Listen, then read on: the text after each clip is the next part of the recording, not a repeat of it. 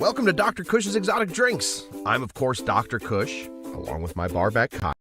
I'm not a real doctor, but I did spend almost 2 decades running some of LA's best bars. After years of teaching classes and training bartenders, I want to demystify the cocktail world for you. Let's try a few new things as I open up my bar to everybody. Belly up, chat, and let's have a drink.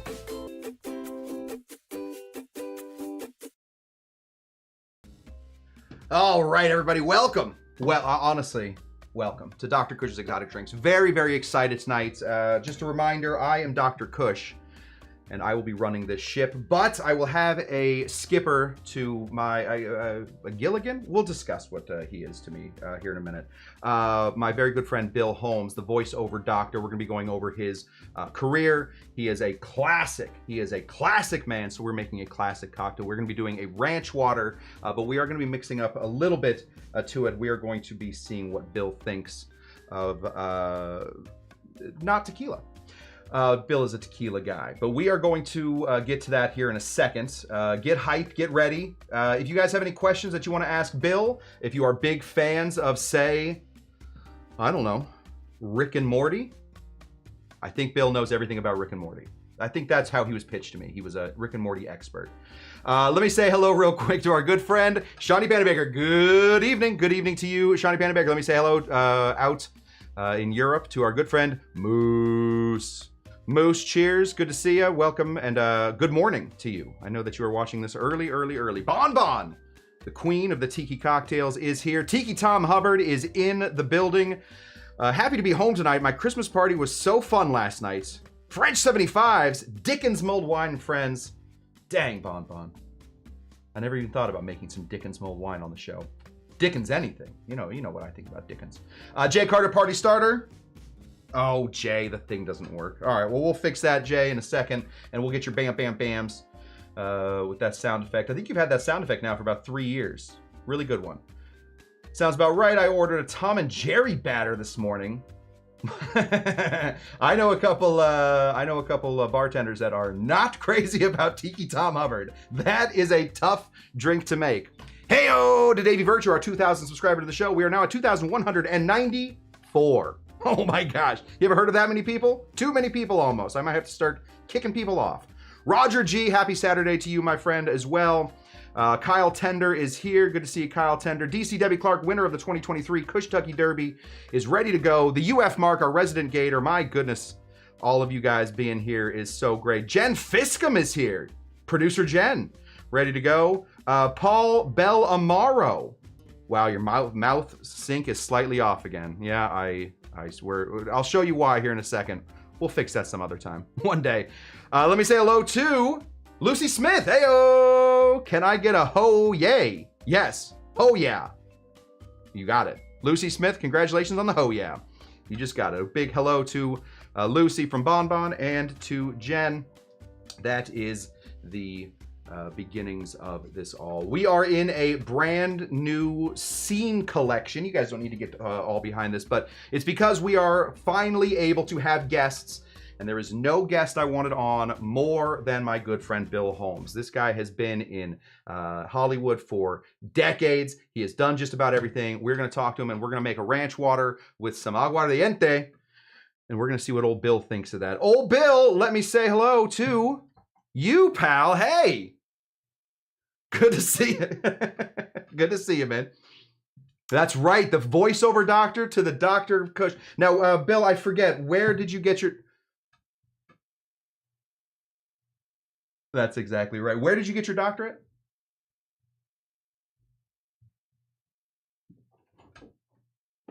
What? Can't hear Bill? Give me a second, Bill. We can't hear Bill. Dang it, Bill. 1 second. We're going to find you. Oh, I see why. Bill? That's exactly right. Voice. So we're going to go to VO room. We're going to do master and outputs. Check, check. Bill, talk for me. Hello, hello. How's that? How's that? I think we can probably hear Bill now.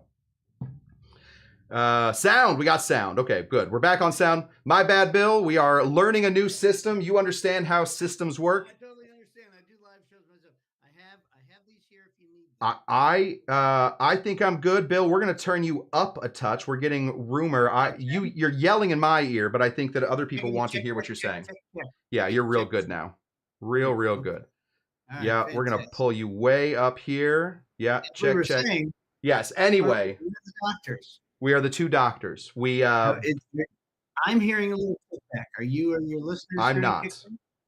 Okay, I'm fine. So we're good. Okay. Okay, perfect. Bill, good to see you. Thank you for doing this show. We talked briefly about where you got your doctorate. Neither one of it. Turns out that you can, if you want to, just call yourself doctor. Yes. Yeah. I'm self-anointed. Yeah, I think that works. Honestly, what are they? Yeah. Well, here's the thing. Nobody knew who Bill Holmes was. Right. But everybody knows the doctor. That's exactly right. Yeah, everybody knows the voiceover doctor. You are a minor legend, if not in your own head, but also in the industry. You have. How long have you been being a voiceover doctor? How long have you been in voiceover? Well, I've been an actor for about a little over 40 years now. Okay. Started back in the early 80s, and been the doctor maybe 35 of those 40 years. Okay. I started teaching a long time ago, and I have an uncanny way of finding people's problems and being able to correct them. Yeah. That's good. Now, Bill, I feel like you will be able to answer this question for me better than anybody. Is voice acting real acting? Oh yeah, absolutely. One second. I put these in. Okay. Now I'm getting a little delay, but I'm fine. No, voice acting is acting. That's all it is. Okay. You're just doing what if there are actors out there listening, you're just doing acting, whatever acting you do. You just happen to be doing it in front of a stick. Okay. Yeah, honestly, that is good enough. Now, I imagine I live with a voice actor myself, and every time she says, "Hey, I can be I'm a voice actor," what's the first thing everybody says? I should do that. Oh my goodness. Oh, now I've lost you completely, Bill. Now I've lost you completely. Get those back in here. That's all right. Listen, this is an experimental show. Completely gone. Yeah, give it a second. Listen, guys, this is how this works. We are going to find how to get guests on here. This is old Dr. Cush's fault. It wouldn't be a good Dr. Cush show if we didn't have sound issues. that is my specialty more than anything. Is those voice or sound issues. Bill, I think you got there. Just find what that. If you go back into the page that you're looking at, I think you got to go into the settings business and reset the thing. No, well, we can do a whole sign language show.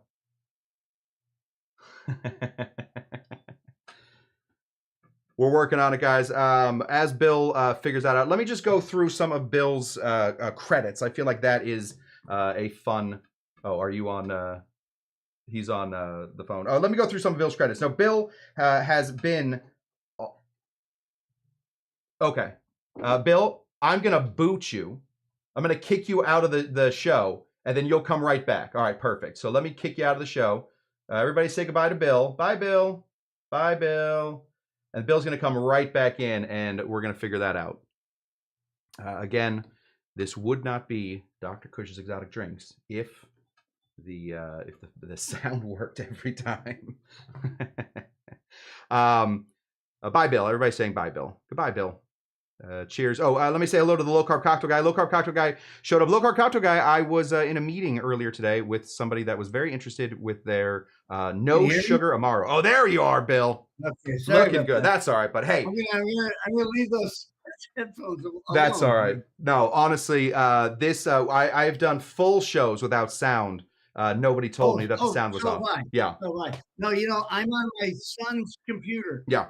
So if something goes wrong, I'm like, hell, I don't know. Absolutely. Yeah, sometimes what's the best thing for the best solution for everything? Alcohol, one, and two, turn it off and turn it back on again. That's what we Yeah, got. yeah. So, um, You did perfect. Thank you. Sorry about that. no, that's all So right. what were we talking about? So I was asking you, Bill. People come up, when my wife says that she does voice acting, everybody says, "Oh, I should do voice acting. I have a deep, booming voice, or Right. I tell stories, and people seem to listen to my stories." Is there? Can I give you a hypothetical, Bill?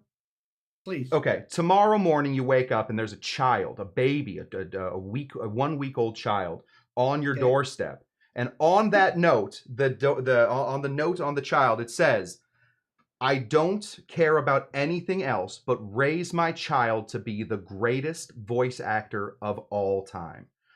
What do you Okay. start doing? How do you start that, and where do you go with that? Well, if the child is on my doorstep, I'm going to teach them how to do it because that's what I do. That's right. If the child is on your doorstep, I would suggest that you find somebody who you start taking. Yeah. But you have to want to be an Okay. it's all about the act. A lot of people come to me and they say, I have a great voice. People like listening to me, kind of like what you said, or I love doing voices. I love doing funny things and stuff. And all of that's great, but it really doesn't matter if you can't act behind that voice as Right. well. So basically, you want to try to take some acting classes, some improv classes, some. You can take acting classes with voiceover teachers as well, but it doesn't hurt to do a monologue. Learn how to do monologues from actual plays and things like that. Do community theater if you start out. But really, you got to become an actor, and you got to want to become an actor. The people, like Jeff, uh, who do this for a living, are just really good actors. Yeah. Yeah, I kick around with guys like Maurice Marsh and Rob Paulson and Bob Bergen, Ray Delisle, people like that. And I've been so lucky to direct them over the years. They're the best actors in the world. Yeah. They're just great, amazing actors. And if you become a good actor, Bob Bergen always. For those who don't know, Bob Bergen is the voice of Porky Porky Pig, Pig. and Yeah. he's a fine voiceover teacher in his own right. But he always says, find the truth of the two, and the voice will follow. Interesting. Are there natural voiceover artists? Somebody ever come to you and you said, "Oh my God, you've shown up at my doorstep. This you are the chosen one. You are the." Well, there are people who have an amazing sound. Like there's a former student of mine, this guy named E.K. Amadi, Okay. and you've heard E.K. in every video game that's ever been made. He was the voice he was the voice of Shingles most lately, the Shingles medicine. Oh, Uh, but he's in Halo 5, and he kind of fills in for James Earl Jones. So EK has this beautiful, rich sound. And a good example is when EK came to me, because he was doing some acting before he met me, but he kind of didn't have 100% knowledge of what to do with that sound. And I kind of taught him a technique that he was able to is acting in front of the microphone, and he's doing way better. yeah. Yeah. Does it? Well, because he's got the voice of God, Yeah. and if you learn how to act with that voice, you're going to do well. Yeah, Yeah. you're a well-respected team. I mean, you are the voiceover doctor. People know, yeah, like we're saying, people know the voiceover doctor. Uh, Yeah. do you ever find jealousy in seeing people, your students go out Oh, no. and become huge? No, not at all. In fact, I get a lot of free lunches out of that. Maybe That's maybe a exactly. really good bottle of tequila. When I go to lunch with EK, I'm not buying. That's I'll there. tell There you we that. go. That's good. Well, you know what? EK Amadi, Noshir Dalal, Laura Post, just to name a few people that started, here at my company, Compost Productions. and they're doing great, and that makes me feel good. Yeah. I feel I've done. They, they gave me money to learn how to do this, and I feel that I've given them their money's worth Yeah. because they went off and did it. My whole Kush, my whole philosophy is, when you pay me to come and learn how to act, I always tell people what I'm trying to do is get you the hell out of my I have because the same philosophy. My whole yeah, goal is to put bartenders out of work. I want people to yeah. come to my bar, learn how to make this stuff at home, and not have to go to bars. Yeah. Well, there are many people out there that teach you how to depend on them so that you keep coming back to them. Right. I mean, there's a lot of acting schools out there like that, and I'm of a different philosophy. Of people paid me a lot of money. I gave them the keys of the car. And now I want them to drive that car away. Yeah. And like I said, give me a call when we're going to have a tequila or we're going to go to Right. lunch or something and brag about how good they are. What do you think you are, let me just say, I mean, I feel like we can say this. I think you're a controversial guy. I feel like you are a guy that has opinions. You are a guy that is outspoken. I feel like you are you're kind of a maverick in that way. What sets you apart? Like, what do you disagree with in the industry that that sets you apart? You don't have time for that. And that would create enemies for me. I got 40 minutes to fill, Bill. We only have to we're only making one drink, so you let me know. Those are private conversations. Okay, all right. Is there something overall that you think that maybe the industry is your industry that you have been in and let's say pioneered? I mean, as a voiceover teacher, you are the zeitgeist of what is going on. At least I'm one of many. Yeah. Okay. So, but you have a school. You have a technique. I'm different in the respect that I went to when I was a kid in 1980. I went to a school, a very prestigious acting school in Chicago called the Goodman School of Drama. Okay. Which is now the DePaul University Acting School or whatever the hell. Heard of it. And I was promptly thrown out. You were what? I was thrown out. Yeah, okay. I mean, listen, I'm not wrong, Bill. You have some controversy that follows you. I like to say that I've been thrown out of some of the best schools in the country. That's exactly right. Okay? That's the best way to do it, right? How are you going to be different? So. How are you going to be different? For me. Yeah. It worked out for me. But here's why. Because I was a young kid from a farm town, Gurney, Illinois, and I was not prepared for college, and I didn't know what to expect. So I was a really lousy student.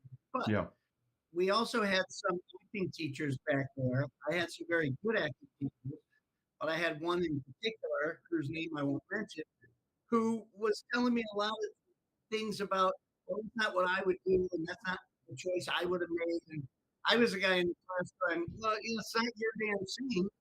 So yeah. I'm making you want me to make my choice based on my experiences. So why the fuck would I do what you're telling me to do? Right. Right. And I would usually get Bill, please leave the class. Is the cigarette an indication of maybe who this is? Yeah, maybe you do a bit of an impression of this person. Maybe this person left. Let me just say that the year I got thrown out of school, that guy got fired. There you go. All right. Well, listen. Yeah. That's I believe that's called a murder suicide. Is what that's called. Yeah. So there were very good actors who stayed in that school. Ann Dowd. I went to school with Ann Dowd, Elizabeth Perkins, Kevin Anderson, Tom Amandas. Many people went on that were in my class with great success. And there were many people like me, they got thrown out. Gone into great success as well, too. So the acting teachers are subject to their opinions.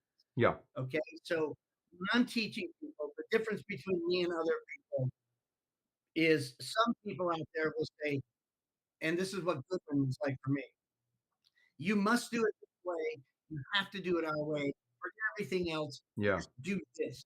Yeah. Well, I didn't agree with that as a young student. So when people are in my class, they're always going to hear me say, hey, everything I'm telling you is just my opinion. Right. There's no right or wrong way to do it. There's the way you figure it out. We're going to figure it out together. And then I tell people, now go off and do it. Yeah. If you figured out what's good for you, and now go off and do it. And I think a lot of my students have gone out to great success. How about the other students? Do you have students that come through that you see that, listen, this is just not going to work out? What do you have that conversation? I well, here's the thing. I never tell people not to do this. Okay. Okay. My whole thing is if you're doing this and you're having a good time doing this, keep doing it. Eventually you can get good. It's a craft that you learn. And that's because I had everybody telling me to get the hell out of the business when I was Right. young. And I've had a fine living, you know. So so I will never tell somebody to get out of the business, don't do this for a living. But I will look at people and go, hey man, you got a long way to go. Right. It's a long road to hoe, and you just gotta stay at it. I mean, I have a lot of students come to me and go, I haven't booked anything in a year, and I'm not doing this, and I'm not doing that. And I'm like, hey man, that's the business. Right. You know, Yeah. I've had great success where I've booked a lot of stuff, and then I've gone 7, 8 months where I haven't booked a thing, Yeah. you know, over a 35, 40-year career. So, you know, my one of my kids tried to do this uh, when he was out of college, and after about doing it for about 3 or 4 months, he came to me and said, "Oh, Dad, I just can't do this. I don't know how you can go 3 months without working." Yeah. Yeah. I You mean, know? it's terrifying. It's Yeah, absolutely, that's terrifying. How yeah. do you, I was just with somebody that is he's on a network show, right? He's a network actor. If we said his name, Yeah. you might know who this guy is. You might not. He's one, there's 1,000 network shows now, but Oh, yeah. he also, on the side, even though he is a guy that we see on our TVs once a week, he still does personal training. Do you have a Oh, yeah. side gig? I mean, so you're the voiceover. I suppose the teaching Well, probably is the yeah, side gig. Yeah. Yeah. my teaching, I produce voiceover demos. But I'm an old guy now. You know that we produced a podcast fantasy drama series. Carcerum. I produce film. Yeah. I write. You know, so in this business, you have to do a whole bunch of everything Yeah. in order to keep food on the table. Yeah. But I have had those students that they have a hard time not making money for long periods. Yeah. Here, I had one guy. Again, I'm not going to mention names. Yeah. Yeah. But I had one guy that I was helping and mentoring and kind of semi-managing him, and he became the voice of a sports network. Okay. Okay, promo voice. Done, blah blah blah. Right. Here we go. We know that. And he used to work at Apple. Okay. Okay, he used to work at an Apple store, and he was doing great. He was pulling in 6 figures, and doing after about a year of doing it, he was doing great. And he came to me and he said, I am getting the hell out of Apple. I fucking hate working here, and I'm Yeah. gonna get out of here now. I'm quitting that job. And I go, buddy, 1 day a week. Right. Hang on to that job. Yeah. Just hang on to that job. Just so you have it. And sure enough, things went dry quite some time. I think he wound up moving to a different state to pursue acting in the city. But again, he hung on to that job, and it's really something for him because because things sometimes dry up. There was a woman, a good friend of mine. She was on a network. This is about 30 years ago, but she was on a network television show on NBC. She was an actor and a writer. The show is called Nothing in Common. It was a TV show based on the film with Jackie Gleason and Tom Hanks. And she was like, I'm on top of the world. I've got an office studio. I'm writing. I'm doing this. She went out and rented a horse. She got a great big apartment, And then after about 2 years, it dried up. Yeah. And Yeah. and she was like, shit, where did I spend all that money? I didn't call my son Kyle Holmes and invest that money. My son Kyle Holmes is an investor now. We all have a lot of money. My son Kyle. Yeah, thank you to your son Kyle for letting us use his place. This is great. He is Oh, yeah. a neighbor of mine. He lives about 3 minutes from my house, so it's very nice to have neighbors. If it all dried up, Bill, what interests you beyond this? Outside of the acting world completely, are you a woodworker? You want to go? No. You want to go coach soccer? You way into tech? I have coached soccer. Okay. I've coached baseball. Again, most of my career, I'm a journeyman actor. Yeah. I'm not one of the big guys. Yeah. And so most of my career, I've been unemployed most of my career. Sure. So it allowed me to coach my kids in baseball and basketball and soccer. And I've had a great time raising my family. But I've stated in my classes even, I have to succeed with this because I have no other skill. I really don't. I mean, I waited tables and I drove limos and I did all the things that you do as an actor. But I've done everything. I do stand-up comedy, with a comedy team. I did improv comedy. I did musicals in Chicago. I did theater in Chicago. So I'm a journeyman actor. So if everything just quit, I would still be doing some type of. I would be in producing and writing, and that's kind of what I'm doing mostly now these days. I don't do a lot of acting really anymore because I'm an old white guy, and it's a bad demographic within the advertising. You could play a dad. Video stuff because I know a lot of people who own the video game company. Right. So they throw me a phone every now and Yeah. then. But Huh. Yeah. Well, on that, Bill, I think it's time for a drink if you're interested. So I was able to stop by. I'm always interested. I know you are, Bill. That's Bill and I. Bill and I are a lot of fun. Bill hosts a karaoke night, which is I think my favorite thing. I love karaoke. I didn't know I liked karaoke until I went to your karaoke night. We do it at the VA, so that the drinks are cheap. It's the VFW. VFW, sorry, the VFW. We do it at the VFW. The drinks are cheap. We have the whole room to ourselves. It's a bunch of voiceover actors, so everybody can sing a little. Even people that can't sing are at least fun when they do it. It's no. We have voiceover actors. We have Broadway actors. Yeah. We have people who have done sung on Broadway. So on and so forth. So we got some competition. Yeah, no, honestly, I've told you I think before, I try and sing as funny as I possibly can because I want people to miss or underestimate me. No. You have a very nice voice. Thank you very much. You are a very fine singer. Thank you. I appreciate that. You'll have to convince Jen of that. She disagrees. Okay, let's get into this, Bill. Now, I need ice. Yeah. So you'll get ice as it comes in. Yeah. Oh, yeah. You want ice? Yeah. Grab this. So, Bill has a Kyle of his own named Alice. Bill famously would come into the association because the way that I know Bill best, he taught my wife, but the way that I know Bill best is I hired his son at one of my bars. His name was Ian. He is one of my favorite employees of all time. One of the best. He was the hardest working at not working. I've never seen anybody work harder to not work, to do nothing as Ian. But we put Ian in what's called the handsome well. We put him right between here. I got him right here. You guys don't see Elia all that often. Elia and I used to teach these classes. This is Elia right here. Elia and I used to teach classes together. He and I started this whole teaching thing pretty early. We would stick him in between a guy named Kyle, who was very, very fast, and Elia, who was very, very fast. And we put Ian right there in the handsome well because we didn't need Ian to be fast. We needed Ian to be fun, to flirt, and to make our money. That's what we needed Ian. Ian, one of my very favorite employees. But anyway, Bill would come in to the classes and he would, into the association, and he would order tequila. He is a tequila guy. He is a Fortaleza guy. Oh, you got to move. Yeah, there you go. There's Ian. Oh, there he is. Ian is, if you guys want just a quick rundown of who Ian is, if you've ever seen the character Jeff Spicoli, that is Ian. That is exactly Ian. Ian is different. Oh, man.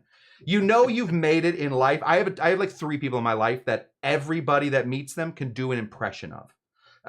Ian is one of them. Oh, man. What? Yeah. And Ian has actually met Cameron Crowe. Yeah. And made it clear to Cameron Crowe that he got an A in his. Yeah. Yes. I mean, honestly, If Ian was a little bit older, I think he might have an actual lawsuit there. That is for sure stealing a song. Yeah. So What are we doing here? So Bill comes into the bar. He loves tequila. You guys all know that watch the show. I am not a fan of tequila. I like tequila. I hate bad tequila. I love good tequila, but I don't chase tequila down.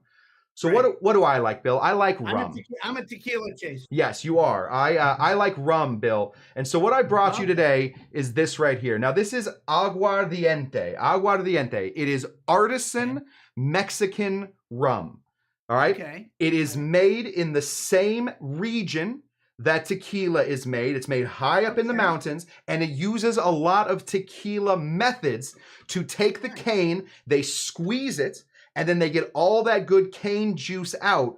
And a lot of people will tell you that this is the rum equivalent of tequila. So if you like tequila, I'm this excited. This is your foray into rum. So that's what I'm working with here. I always tell people, if you like a spirit, I have a rum for you.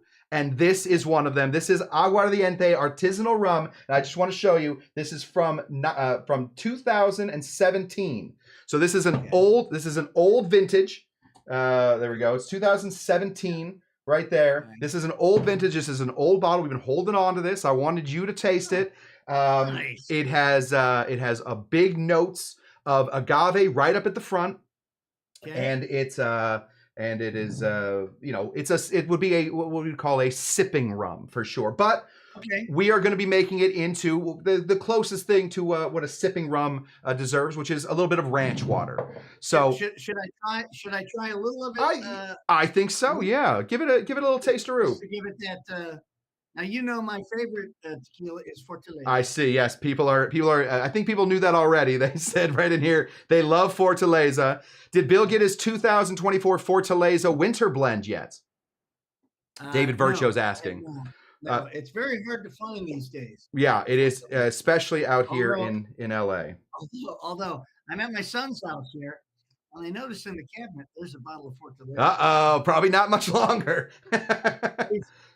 Grandpa will be tapping into the Fortaleza. Yeah. Lucy Smith says 2017 is not too old. It is old to keep a bottle around since 2017. Sure. Yeah, so give that a taste. What you're looking for, Bill, obviously the same stuff you're looking for in agave. You are looking in an agave spirit. You're looking for that plant. You're looking for the sweetness. You're looking for the roasting, etc. This is almost like a mezcal.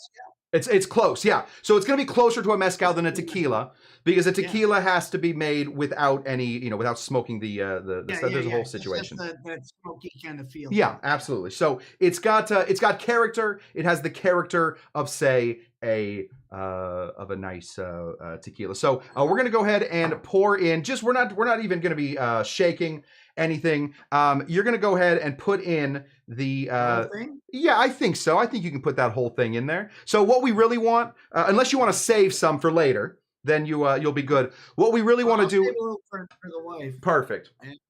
We want to do 3 parts to 7 parts. I love it.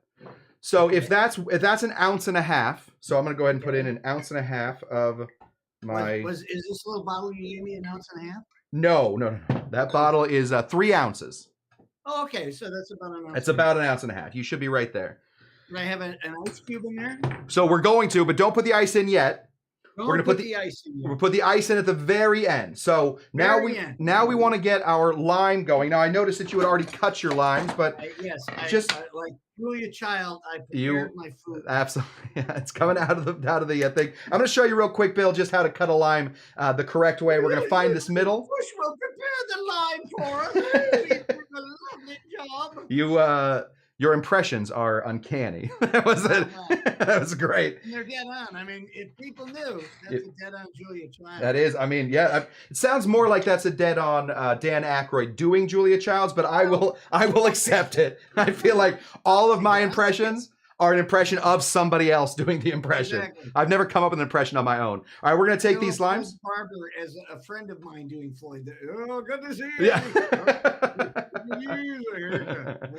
It's always an impression of an impression. The geniuses come up with the impression. The rest of us, figure it out. Okay, we're going to take our lime, Bill. We're going to go the same way that Constante Ribialagua Vert would get his limes in there. We're going to do this by hand. We're going to get our hands deep into our liquid, or deep into our glass, and we're going to squeeze by hand, trying to get as much of that oil as we can to stay inside the glass. So the deeper you can squeeze inside the glass, the better. So I'm kind of twisting the lime.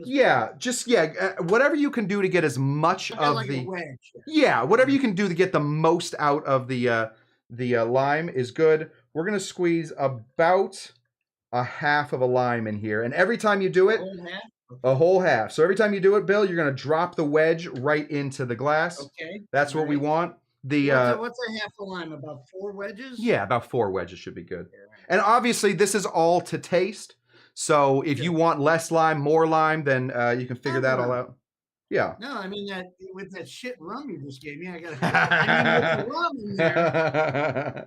Yeah, don't tell that to these guys. We have no idea who these Gustoso people are. So that's true. Yeah. As they say down in Mexico way. Cartel coming to my son's house. Exactly. Ten cuidado, I believe is the thing. So we've here's number 4. Perfect. Here goes number 4. All right. I feel like I'm on like late night here or something. Yeah, listen, this is a very clearly with the sound issues and everything else. We're not going for perfection, Bill. We are going just rub it on your shirt. What do you you got something else? You got dinner after this, Bill? What's going on? Wipe it on your pants and get over it. All right. Now, Bill, would be a good time to throw in a little bit of ice. I noticed. Yeah, I love it. I got my big cubes as well. Okay. Throw these. I wasn't going to be upstaged in the ice department. So I got my big clear cubes. You used to carve the ice, as I recall. I absolutely used to spend hours and hours a day carving ice. So now 2 cubes? You want 2 cubes? Yeah, I'd throw 2 cubes in there. So it really is going to depend how much soda water you want to put in there. Yeah. I'm putting 1.5 ounces and 3.5 ounces of soda. That's good for me. Okay. That's a pretty typical. We just found out. We just did an experiment here. Oh, did I shake that up for you? Sorry about that. All right, we'll see Bill in a second. He really wanted that. He really wanted that towel, so he was gonna get it no matter how he got it. Oh, we're gonna crack this guy open. Okay, all right, here we go. All right. Just got it. All up the son's office here. Yeah. Important stuff. Okay. That's a good one, Chris. I didn't mean to shake it up. No, sure, yeah. Bill, here. Bill, here. Get your Topo Gigio seltzer there. I thought it would go. Listen, I'm trying. I am ready to be born again. Topo Gigio, it's the best seltzer. That is a reference for everybody watching. That is a reference. Don't even tell him. Bill, however much tequila you put in there, you want to put twice as much soda water plus a little extra. All right.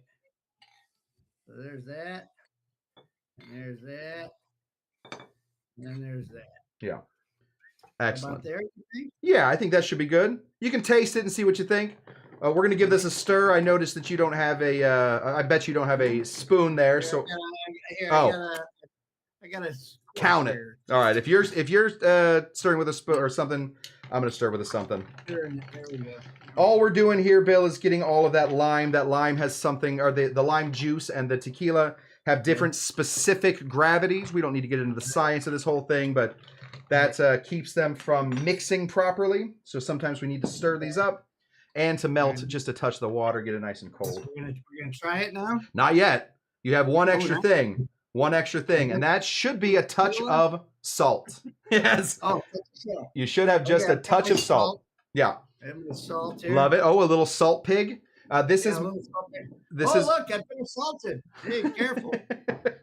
Oh, What are we God. doing? Pinch? Yeah, just a real. This is 4-to-1 saline solution. I use black salt because it looks cooler. We're just gonna put a couple dashes.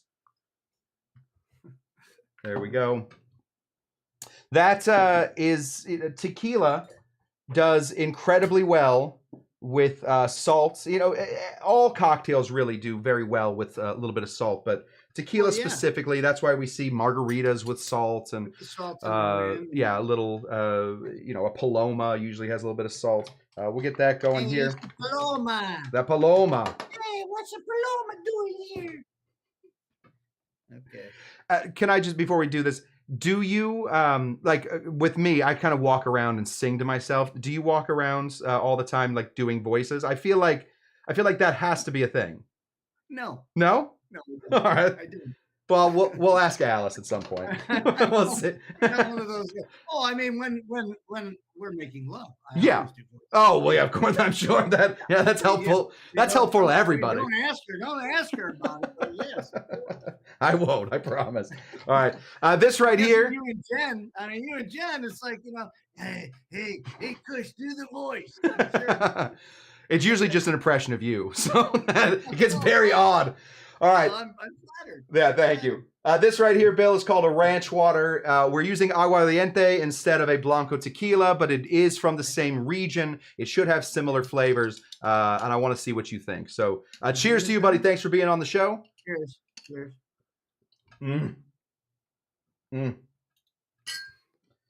Oh, it's refreshing. Incredibly. Oh, you know what it is? It's Fresca. Yeah, Are you just making Fresca? Yes, we're just making. There's a reason why everything sort of tastes like everything is because we like the taste of these things. I mean, that's how this works. It tastes like that. I'm kidding. Yeah. But it's a drink I would have on a really hot summer day. Absolutely. Or a really hot December day. I think it was 81 in the valley today. So it's not like it's getting cold anytime soon. I think we might have a shorts Christmas. No, I like that. Good. I like that. That's very good. Well, there you go. Now you have a whole new tequila delivery system. A little ranch water. Yeah. So congratulations. Thank you. All right, Bill. I want to get into this real quick. Let me just pop on over here, and I just want to watch something with you, if you don't mind. Oh Lord, what do you got? I just want to. Oh, there we go. Here we go. The sound up? I don't hear it. There's no sound. It's good over with us. Okay.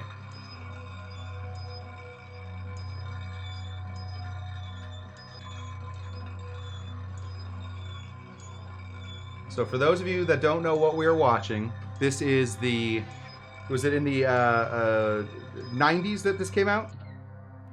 2006. 2006. Came out in 2006. This is the horror classic Stump the Band. It's the rock and roll comedy chick flick. Yeah. It's gravelly, but it's going to save you about 3 hours on your trip.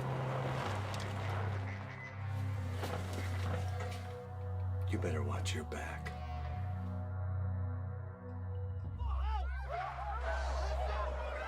You almost killed us, asshole.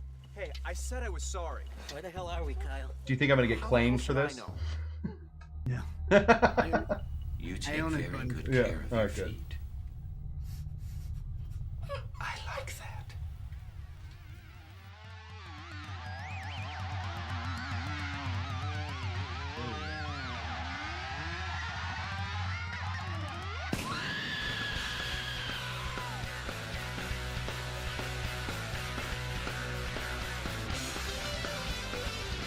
We're stuck in the middle of goddamn nowhere and you're being a pussy.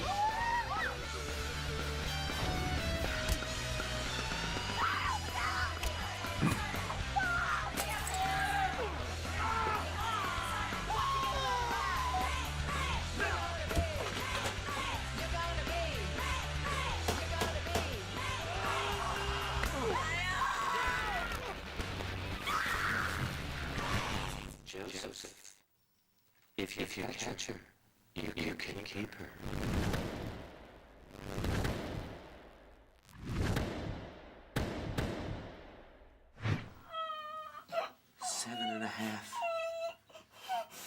favorite. My goodness. All right. So what that is that is a movie called Stump the Band. Bill and I had lunch the other day, and we were talking about some issues that we have had with that. Now, Bill owns that movie. Was the idea your movie? I mean, was the movie your idea? No. No. I wouldn't write that piece of shit. Are you kidding me? Give us the story big. is this. Yeah, Do you know who Robbie Rist is? I don't. Robbie Rist was Cousin Oliver on the Brady Bunch. He was a Oh. child actor, Okay. and he's done. To date, he was on.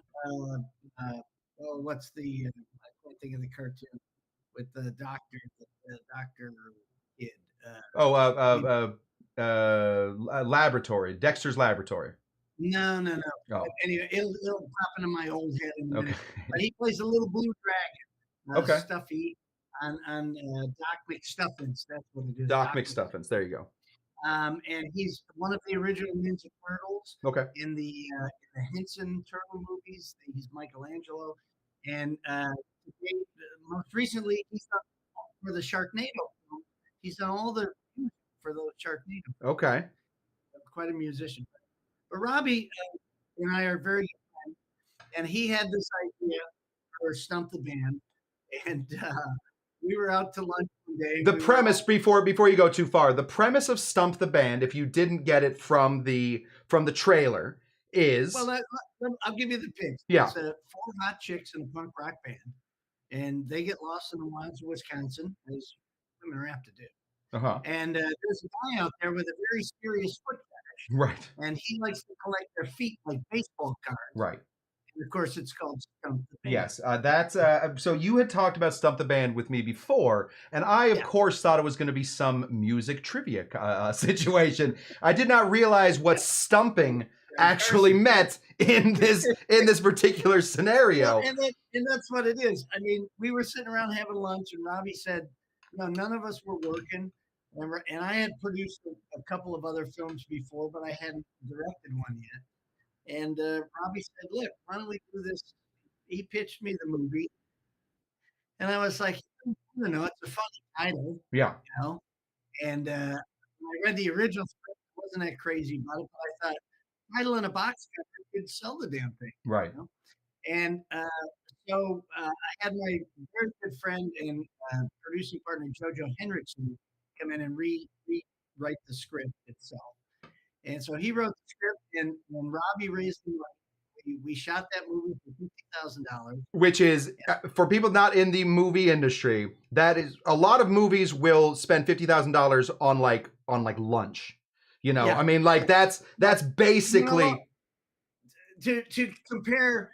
We were shooting in the same town that they were shooting the last Amityville horror film. Sure. We were in Antioch, Illinois, shooting some stuff.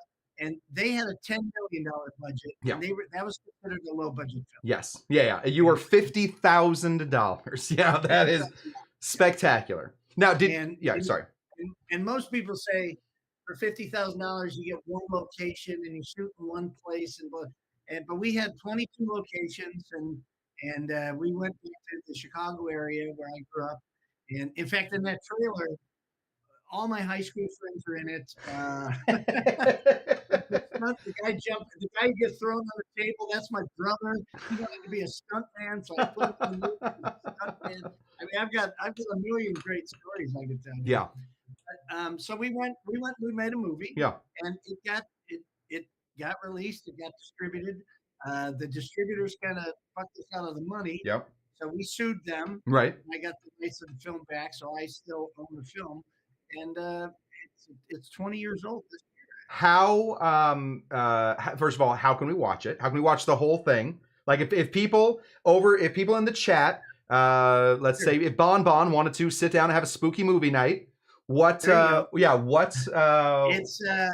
I'm sure you can find it for free somewhere on the internet. Sure. Okay. All right. Because, like I said, we got screwed out of the money pretty bad. Yeah. But if you would like to purchase your own copy, and I'll even sign it for you, you can go. We do have a website. We have stumptheband.com. Yeah. and you can see behind the scenes, pictures and stuff. Yeah. And I'll tell you, one of the best parts about owning the DVD is we did the DVD extras, because we did a making of type of documentary. Yeah. And some people say that's more entertaining than the film. I mean, listen, I love projects like those. I love those, like, you're early on in your career. I have a couple. I was in a sketch group called the Clubhouse of Dickheads. I wonder why that didn't take off, but I love those, like, low budget stuff back when you could get a camera. You could buy one of those 5D Mark IIs. You could get a one lens, maybe 2 primes, and you could go out with your friends and, like, shoot a movie for X amount. And some of those did very well. I mean, that's basically what Blair Witch Project was. Yeah, Blair Witch. So a lot of these things do well. Now, So, if you could, I have a fun little story. Yeah. Real quick.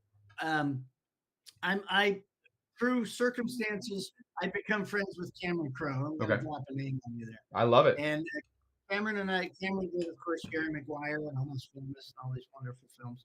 And he watched Stump the Band. He watched it, and he loves it. He thinks it's hilarious. He's like, oh, Jesus, I love your film, man. And one night we were sitting around having a tequila, and he started asking me questions about the film. So it made me think, okay, he's not blowing smoke on my ass. He actually watched it. Yeah. And he said, in the diner scene with Kim, you had a kind of a filter. What kind of a filter were you using on the camera for that? Because that was really shot really well. And I just looked at him and I go, what the hell do you think I shot? He goes, oh, I have no idea. That might have just been dirt. Mini DV. Oh my God. I shot it on a Panasonic DVX100. That's the camera we use. Cameron Crowe was cool. He thought it was on film. Honestly, film, yeah. That's amazing. That's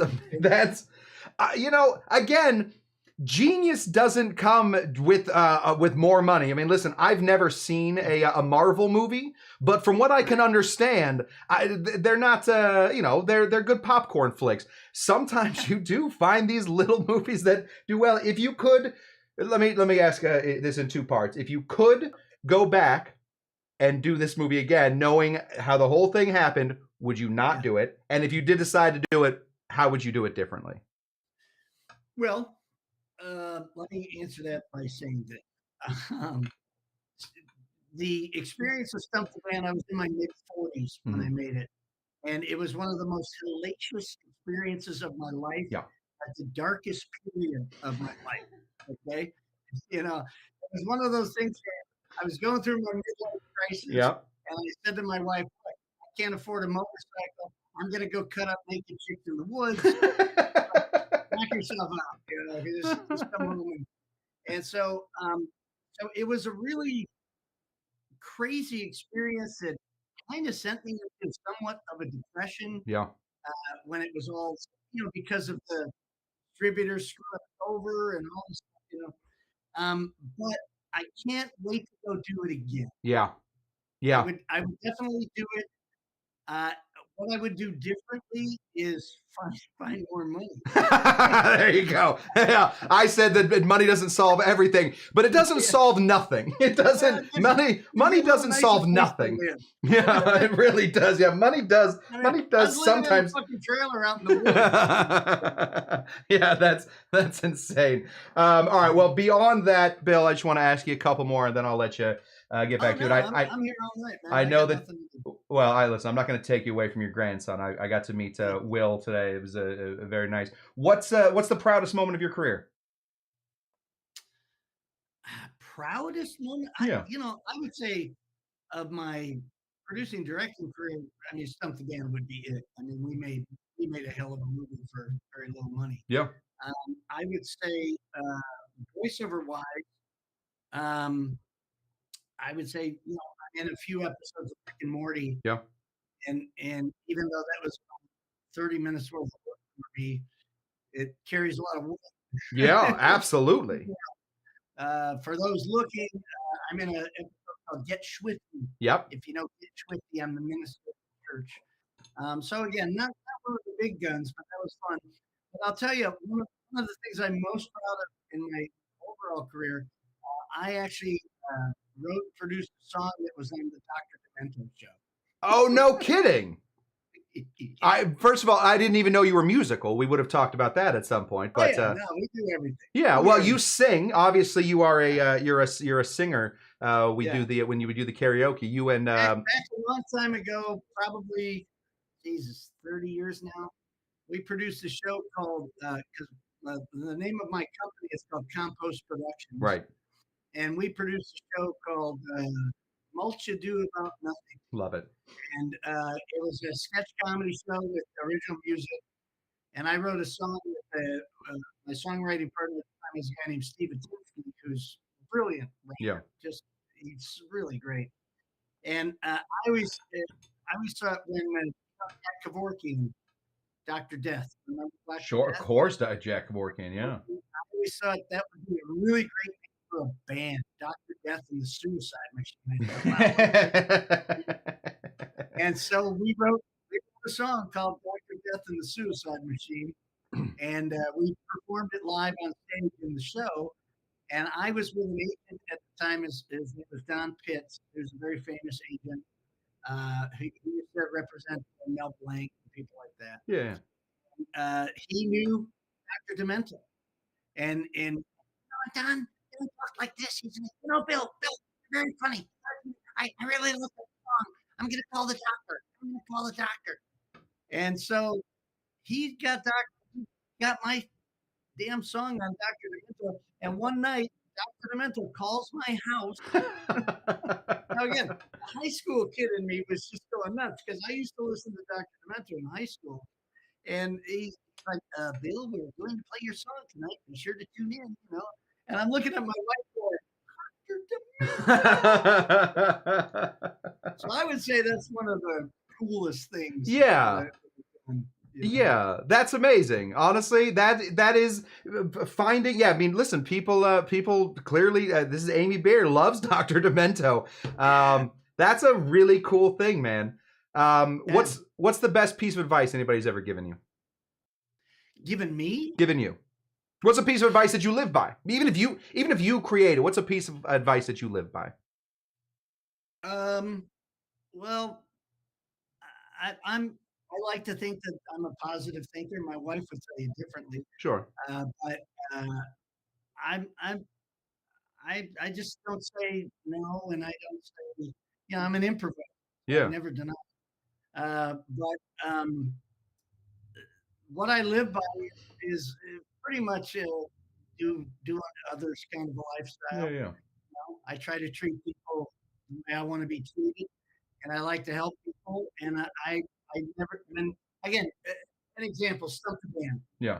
One of the main reasons I wanted to make Stump the Band was because everybody told me we couldn't do it. Right. Everybody said you're never gonna. It's not gonna be good enough. You'll never get it. And we did. Yeah. Because I was like, well, why can't we do that? And we did that. Shane Salk and I did a great show called Carcerum, a podcast series called Carcerum. Again, another reason I wanted to do that is people said, wow, that's tough. And they said, so you're going to do like 6 episodes? And we're like, no, we're going to do 32 episodes. And we're going to get Cameron Crowe and Jane Lynch and Maurice and Marsh, and we're going to get all these people in it. Yeah. And luckily, they all came and helped us out, and it's a hell of a product. So I'm really proud of that one too. Lucy is saying you do say no to hats on Halloween, though. So that's maybe your philosophy. Lucy's one of my students. We know Lucy. Lucy has an amazing voice. Lucy sings. We were supposed to. Lucy, I have been practicing "Shallow," so we can sing it next time. I said I couldn't because I never practiced it. I didn't want to screw that up. You mentioned just real quick, Bill, you mentioned a little bit, you alluded to a little bit that some of your motivating factor is a little bit of fuck you, a little bit of, you told me I can't, so I'm going to do it. Would you say that's that's a big motivating factor in your life, or do you have other motivations? It is a well. Do you think it's I was- important to have that as a motivation? Well, the thing is, growing up, I don't want to put a sad sack story out there, but when I was a little kid growing up in Gurney, Illinois, farm town, I was one of the kids that got beat up a lot in school. Yeah. So when people told me I can't do something, I'm like, oh shit, I'm going to show them. Yeah. You know. So yeah, that is a big motivating factor in my life, and it mostly started in high school, I think. I'm proud to say I was, student body president Yeah. of Warren Township High School, and but again, I got thrown out of acting school, Right. and I was like, fuck you, I'm gonna go act anyway. Yeah. Who's to say you know what's going on? I think sometimes revenge is an amazing motivator. Sometimes it absolutely is the best motivation you can have. And clearly, there's a little bit in you. I have a little bit of that. I would love to do better than all the other dickheads from the Clubhouse of Dickheads. I would love that, but yeah. So yeah, obviously, there's that. Bill did not, let me just say real quick, Bill did not come on. I did not tell him we were going to be doing the Stump the Band or any of that stuff out.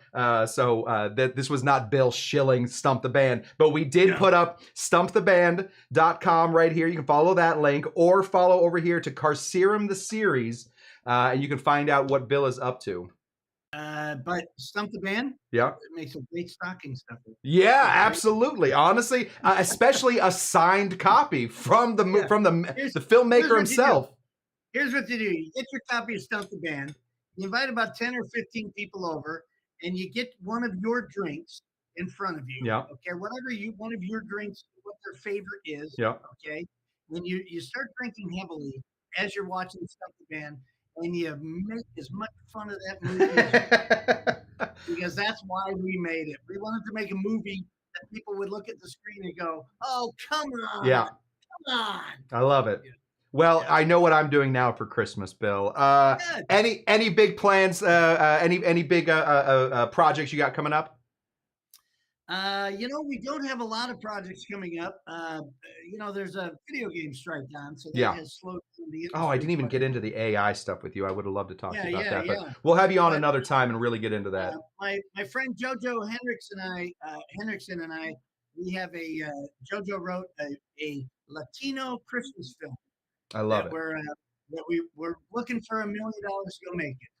Anybody in my audience that has $1 million, first of all, let me remind you that this show will always remain free, but I do have a Patreon and a Venmo and a PayPal. If you just have $1 million, listen, I'll share with Bill. I'm happy to produce a Bill thing. If somebody gives me $1 million for the film, I'll kick you 100,000. Oh, thanks, buddy. What a day. Well, we have really come to it, Bill. Bill, this was phenomenal, my friend. Always, I'm enjoying the hell out of it. Always a pleasure. Yeah, please. Yeah, we'd love to have you back on. I really want to talk. I want to bring on a couple actors and talk about the video game strike because obviously that affects me and my life because it affects my wife. And I will say, I feel like, and this is not the opinion of Bill or anybody else. I feel like these video game companies are out of their fucking minds, and they need to come back to planet Earth because this is outrageous. Yeah. If you don't know anything about it, you guys know I don't swear a lot on this show, but I will swear about that. They're out of their minds, and they need to. What we didn't mention, Cush, is we didn't mention the game show. Oh, yes. Let's talk about the game show. Friday this month, the 20th, the week before Christmas, we'll be doing a game show. It's called Is the Answer That You Wrote on Your Card the Same as the Answer That I Wrote on My Card? And you can watch it live. We do it just like this, game show. And you can go to craptv.online.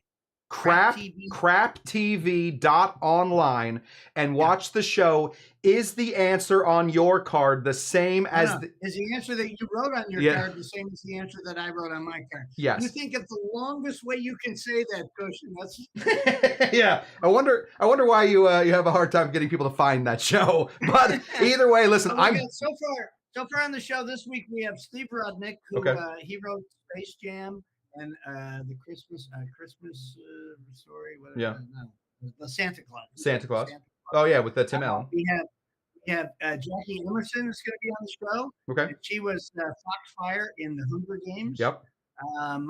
We have Dave Fenoy, and we're hoping to get Mr. Clown. Mr. Clown's going to be. Well, talk to old Dr. Cush. Dr. Cush will sit in on there, and maybe he can bring his sizable audience with you. Give me a call. We topped. I think we were over 30 people tonight at one point. So that is big. That is big for me. And I think I'm not going to speak for you. The game shows I'm not. I don't want to say much, but I do think it's bigger than what is the answer that you wrote down on your card. So maybe we'll figure that out as well.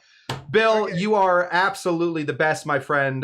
We will absolutely have you on in the future. Whenever we're doing some tequila, we will get you on and we'll pour a little Fortaleza out for you, pal. Like we say here at the bar, always a pleasure and never a chore. Cheers, my friend, and we'll see you. Cheers. I'm Cheers. working with Thank you very much for having me. I really enjoyed it. Anytime, buddy. Anytime. You just let me know. All right, guys. That was Bill Holmes, one of, if not the best teacher of voiceover in maybe the world, maybe hyperbole, but you don't know.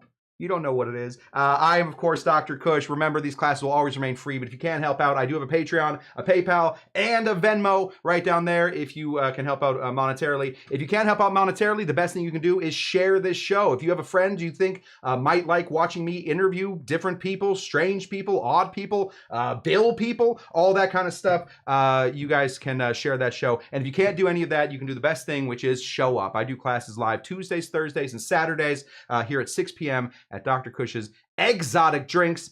Thank you so much for everybody that sat and watched us. And we didn't get to all of your questions, like how do you break into voice acting?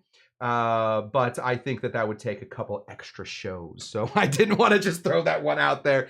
Thank you guys so much. And we will see you on the next one. Watch these people's names that go by.